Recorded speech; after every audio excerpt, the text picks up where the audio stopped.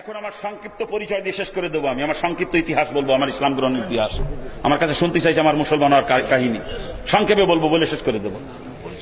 জি জি জি, সংক্ষিপ্ত পরিচয়। আমি ভারত থেকে আসছি, এমন না বাজান এদেশেরই সন্তান। আমি এদেশ আমার মাতৃভূমি, আমার জন্মস্থান এদেশি। বৃহত্তর যশোর, বর্তমান জেলা হচ্ছে নড়াইল। নড়াইল জেলা লোহাগাড়া থানা নলদি ইউনিয়ন গ্রামের নাম হচ্ছে নালিয়া, ওই গ্রাম আমার জন্ম। আমার পিতার নাম নিত্য গোপাল সরকার, ডাক নাম হচ্ছে নিতাই। আমার নাম ছিল অশোক কুমার সরকার, আমার ডাক নাম ছিল রানা। গত 90 সালে মুসলমান হয়েছি, তখন আমি ডিগ্রি ফাইনাল ইয়ারের ছাত্র। 90 সালে ডিগ্রি পাস করছি, মুসলমানের পরের বছরে ওই কলেজের ভিপি থাকা অবস্থায়, ছাত্রলীগের জেলা সেক্রেটারি থাকা অবস্থায় মুসলমান হয়েছি ওই সময়। এরপরে মাস্টার্স কমপ্লিট করছি ঢাকা ইউনিভার্সিটি থেকে। মাস্টার্স কমপ্লিট করার পরে কলেজে চাকরি হয়েছিল, কলেজের লেকচারার হিসাবে চাকরি হয়েছিল। আবার ওই সময় প্রাইভেট পরীক্ষা দিয়ে LLB-ও কমপ্লিট করেছি। আমি কিন্তু অ্যাডভোকেট একজন, অ্যাডভোকেট। আমি কলেজে শিক্ষকতা করছি মাত্র 7 মাস। 7 মাস যখন চাকরির বয়স, আমার কলেজ মাঠে তখন চরমনার পীর সাহেবের মাহফিল হয়েছিল একটা। এর আগে চরমনার পীর সাহেবের চিন্তাও না, তার বয়ানও শুনি নাই কোনোদিন। ওই দিন প্রথম চিন্তা করলাম যে পীর সাহেব আসতেছে, বয়ানটা শুনি আসি। গেলাম বয়ান শুনতে। হুজুর ওই দিন পর্দার বয়ান করেছিলেন।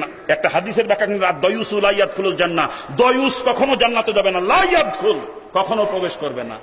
হুজুরের ওই দিন বয়ান শোনার পরে সারা রাতের মধ্যে আর ঘুমাইতে পারছিলাম না, সারা রাত খালি কাঁদছিলাম। করলামটা কিয়া, জাহান্নাম থেকে বাঁচার জন্য মুসলমান, আবার মুসলমান কলেজে শিক্ষকতা করি, যুবতী মেয়েদেরকে পড়ে। আমি তো দয়ুস, আমার তো জাহান্নামেই যাওয়া লাগবে। তা মুসলমানের কি লাভ হলো খালি আমার? দুনিয়া বরবাদ করে দিয়ে চলে আসলাম জাহান্নাম থেকে বাঁচার জন্য, এখন আখিরাতও বরবাদ করতেছি। এই চিন্তা সারা রাতের মধ্যে ঘুমাইতে পারি নাই, সারা রাত কান্না থামাইতে পারি নাই, বুক ভাঙে খালি কান্না আসছে। করলামটা কি? চোখের পানি যত পুরো বালিশটা ভিজে গেছে, রাত্রে পুরো বালিশটা ভিজে গেছে।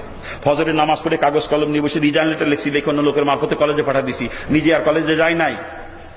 ওই পর্যন্ত চাকরি শেষ, আমি না খেয়ে মরে যাইতে রাজি। দয়ুস হয়ে কবরে যেয়ে জাহান্নামে যাবো, আমার পক্ষে সব জাহান্নামের আযাব আমি সহ্য করতে পারবো না। হিন্দু অবস্থায় জাহান্নামের যে বিবরণ পড়ছে বিভিন্ন কিতাবে, ও কোনো মানুষের পক্ষে সহ্য করা সম্ভব না। ওই জাহান্নাম থেকে বাঁচার জন্যই খালি মুসলমান হয়েছি। আবার চাকরি করে জাহান্নামে যাবো, ওই চাকরি আমার প্রয়োজন নাই। চাকরিও ছাড়ছি আমি, চাকরি ছেড়ে দেওয়ার পরে রমজান মাসে চরমনাইতে গেলাম তালিম তরবিয়াতে। হুজুরের সঙ্গে পরামর্শ করলাম। হুজুর পরামর্শ দিলেন, বাবা আপনি একজন MA পাস মানুষ, চাকরি যখন সাইডেই দিয়েছেন, আপনি যদি আলেম হইতেন আল্লাহ পাক মনে হয় কিছু খেদমত আপনাকে দিয়ে নিত। তখন আমি বলেছিলাম, হুজুর আমার জন্য দোয়া করেন, আল্লাহ তোমাকে আলেম বানা দিনের খেদমত করার সুযোগ দেয় আল্লাহ। আল্লাহর কুতুব চরমনার মসজিদের মিম্বরে বসা, আমি হুজুরের পায়ের কাছে বসা। ইফতারির ঠিক আগ মুহূর্তে আমার মাথায় হাতে হুজুর দোয়া করেছিলেন সেদিন, যে আমি দোয়া করি আল্লাহ পাক আপনাকে আলেম বানাক, দিনের খাদেম ইনশাআল্লাহ পাক কবুল করুক। হুজুর রোজার মাসে দোয়া করেন। রোজার মাস বের হয়ে গেল, আমি শাওয়াল মাসে মাদ্রাসায় ভর্তি হলাম। ঢাকা মিরপুরে বয়স্ক মাদ্রাসা, যেটা চেনে না নাকি আপনারা, মাদ্রাসা দারুর রাশাদ, ওখানে ভর্তি হয়ে দাওরা পর্যন্ত লেখাপড়া করছে আপনাদের দরবার করতে। নিজেও মাদ্রাসা করছি আল্লাহর কুতুবের নামেই, আল জামিয়াতুল আরাবিয়া ফজলুল উলুম কওমিয়া বহুমুখী মাদ্রাসা আমার মাদ্রাসার নাম। মানুষ সংক্ষেপে বলে জামিয়া ফজলুল উলুম। আমার মাদ্রাসা দাওরা পর্যন্ত আপনাদের দোয়ায়। আমি পড়েছি 5 বছরে শর্ট করছি, কিন্তু মাদ্রাসা করেছি লং কোর্সের মাদ্রাসা। আমার মাদ্রাসা দাওরা পর্যন্ত 14 বছর লাগে। বর্তমানে 27 জন উস্তাদ, 2 জন বাবুচি, 1 জন নাইট গার্ড আমার মাদ্রাসা, 30 জন স্টাফ। ছাত্র আগে যাইতো সব ভর্তি করতাম, 1000 পার হয়ে গেছে ছাত্র কোনো বছর, কিন্তু খরচ কুলাইতে পারি না। বছর শেষে দিনা হয়ে যাইতাম অনেক, যার কারণে মুরব্বীদের সঙ্গে পরামর্শ করে খরচ কমানোর জন্য ছাত্র কমার দিয়ে এখন 500-র উপর আর ভর্তি করি নাই। তো বছর এবছরও 500 ভর্তি করার পর 400-500 ছেলে ফেরত গেছে, ভর্তি করতে পারি না, কারণ খরচ কুলাইতে পারবো না। আমার মাদ্রাসার দোয়া করবেন, সবাই একটু করবেন না? আমার ইসলাম গ্রহণের পিছনে কোনো অলৌকিক ঘটনা নাই বাজান। আমি দীর্ঘদিন 3টা ধর্ম নিয়ে পড়াশোনা করেছিলাম। ছেলেবেলা থেকেই আমার গল্পের বই পড়ার নেশা হয়ে যায়। আমার ছোট চাচার ঘরে আলমারি ভর্তি গল্পের বই, ওখান থেকে বই নিয়ে পড়তাম। আমি পড়তে নেশা হয়ে যায় গল্পের বইয়ের প্রতি। একদিন গল্পের বই কিনতে গেছি লাইব্রেরিতে, যে রসুলের জীবনী কিনে নিয়েছিলাম গল্পের বই মনে করি। আমি মনে করছিলাম ওটা গল্পের বই। বইটার নাম হলো যে ফুলের খুশবুতে সারা জাহান মাতোয়ারা। মনে করছিলাম আশ্চর্য কোনো ফুল নিয়ে হয়তো বইটা লেখা। কেমন সে ফুল কোথায় পাওয়া যায় এ জানার উদ্দেশ্যে বইটা কিনছিলাম। কিনে আনি পড়ে দেখি সত্যি যে ফুল নিয়ে লেখা, সে ফুলের জন্য আসলেই সারা দুনিয়া পাগল। আর সে ফুলের নাম পিয়ারা নবী মুহাম্মদুর রাসূলুল্লাহ সাল্লাল্লাহু আলাইহি ওয়াসাল্লাম। হুজুরকে ফুলের সঙ্গে তুলনা করে, হুজুরের আকলাকে ফুলের সুঘ্রাণের সঙ্গে তুলনা করে বইয়ের নাম দিয়েছে যেই ফুলের খুশবুতে সারা জাহান মাতোয়ারা। ওটাই আমার পড়া সর্বপ্রথম ধর্মীয় বই, রসুলের জীবনী। আর এত মজা লাগে পড়ে, পরপর 4 বার পড়ি বইটা, পড়তেই মন চায় শুধু। তখন চিন্তা করলাম, যেই ব্যক্তির চরিত্র এত সুন্দর, না জানি ব্যক্তি প্রচারিত ধর্ম আরো কত সুন্দর। তা কেমন ধর্ম ইসলাম, ইসলাম সম্পর্কে বিস্তারিত আমি জানবো। এই চিন্তা চেতনা নিয়ে তখন থেকে ইসলাম বই পুস্তক পড়তে শুরু করি। পড়তে ইসলাম ভালো লেগে যায় আমার কাছে। তখন মনের মধ্যে চিন্তা আসে, ইসলাম সম্পর্কে জানলাম, বুঝলাম, পড়লাম, তো ইসলাম ভালো লাগলো, কিন্তু আমার পৈতৃক ধর্ম যেটা হিন্দু ধর্ম, ও তো ইসলাম থেকে আরো ভালো হইতে পারে, ও সম্পর্কে জ্ঞান নাই, পড়ে দেখিনি কোনোদিন। তখন অত মধ্যে ধাক্কা লাগলো, ভুল করছি, তো পরের ধর্মের বই পুস্তক পড়লাম, অথচ নিজের ধর্মের বই পুস্তক পড়লাম না, এটা কেমন হয়ে গেল? তখন মনে সিদ্ধান্ত, না নিজের ধর্মের বই পুস্তক পড়বো। আবার হিন্দু ধর্মের বই পুস্তক পড়তে শুরু করে দিলাম। হিন্দু ধর্মের বই কিন্তু একটা পড়তে আমি বাদ দিই নাই। বেদ, গীতা, ভাগবত, মহাভারত, পুরাণ, চণ্ডী, রামায়ণ, কল্কি পুরাণ সব গুটিছি, সব। কিন্তু আমি হিন্দু ধর্ম নিয়ে স্টেজে আলোচনা করা পছন্দ করি না, কারণ ওদের ইসলামের কোনো উপকার হয় না, বরং ক্ষতি হয় আমি দেখছি। এমনি কিন্তু হিন্দুরা মাঝে মাঝে ওয়াজ শুনতে আসে না? শুনতে শুনতে আল্লাহ পাক কোনোদিন তাকে হেদায়েত দিয়ে দিতে পারে না, কি বলেন? কিন্তু আমি স্টেজে উঠে যদি ওদের ধর্মের বিরুদ্ধে বলতে শুরু করি, যে লোকটা উঠে গালিগালাজ করতে করতে চলে যাবে, জীবন ও মাহফিলের ধারওয়া লোকটা আসবে না কোনোদিন, ঠিক কিনা? এটা লাভ হলো না ক্ষতি হলো বলেন?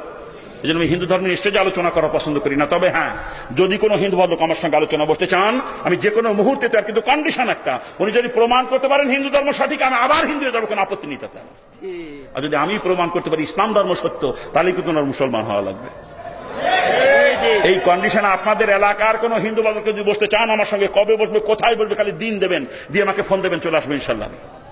আপনাদের দোয়ার বরকত আমার সঙ্গে আলোচনায় বসে পর্যন্ত একজন উঠে যাইতে পারে নাই, একজনও না। আমি 90 সালে ইসলাম গ্রহণ করছি, পর্যন্ত আমার হাতে 57 জন কলমা পড়ে মুসলমান হচ্ছে আপনাদের দোয়া। সব থেকে বড় ব্যর্থতা, আমার পরিবারের থেকে আমি একজনকেও ফিরাইতে পারি নাই। আমার বাপ মা ভাই বোন আত্মীয় সকলে এখনো পর্যন্ত হিন্দু, তারা আমার কথা শুনতেই রাজি না, তারা মনে করেন ধ্বংস হয়ে গেছি। আসলে হেদায়েতের মালিক তো আল্লাহ। আমি তাদের হেদায়েতের জন্য এখনো চেষ্টা চালিয়ে যাচ্ছি। আপনাদের কাছে দোয়া চাই, আল্লাহ পাক খাস করে আমার মা বাপকে দিন কবুলের তৌফিক দেন।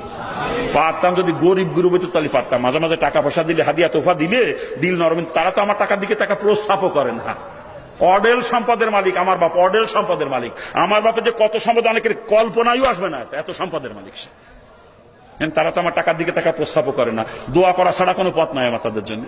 দোয়া করি, আর কি করবো? আপনারা তো দোয়া করবেন না?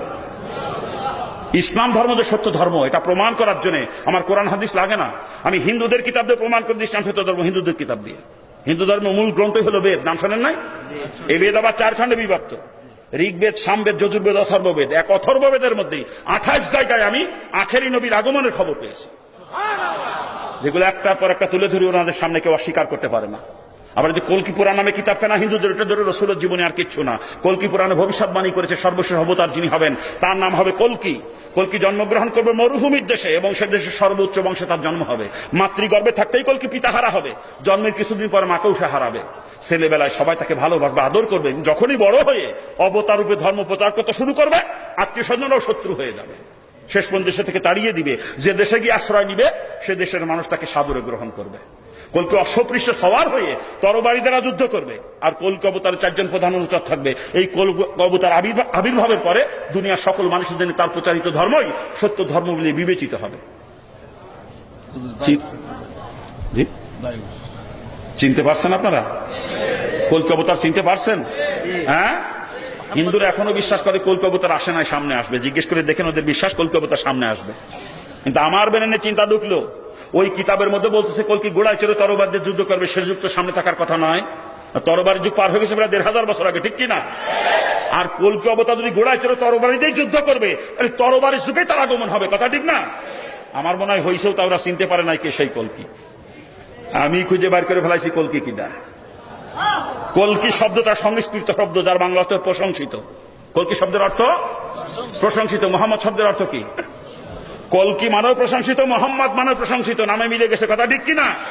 যেই কল্কি সেই মোহাম্মদ, কথা ঠিক না? আর তো ভবিষ্যৎবাণী কল্কি পুরাণে কল্কি অবতার সম্পর্কে করেছে, সব রসুলের সাথে মেলে না। ওই কল্কি অবতারই হচ্ছেন আখেরি নবী মুহাম্মদুর রাসূলুল্লাহ সাল্লাল্লাহু আলাইহি ওয়াসাল্লাম। আমি সেই কল্কি অবতারকে মেনে নিয়েছি, বাজান, এটা আমার পরিবর্তন আর কিচ্ছু না। আবার খ্রিস্টান ধর্মের বই পুস্তক পড়তে আমি বাদ দিই না। খ্রিস্টান মিশনারিতে যোগাযোগ করে ওদের মিশনারিতে যত বই ছিল সব পড়েছি। ইনজিলের অনুবাদ পড়তে, যার মধ্যে রসুলের আগমনের খবর পেয়ে গেলাম। ইনজিল তো আসমানি কিতাব, ওরা পরিবর্তন করছে, যত পরিবর্তন কোনো কালা নিদর্শন মুছে ফেলে দিতে পারে না ওর মধ্যে থেকে, ঠিক না?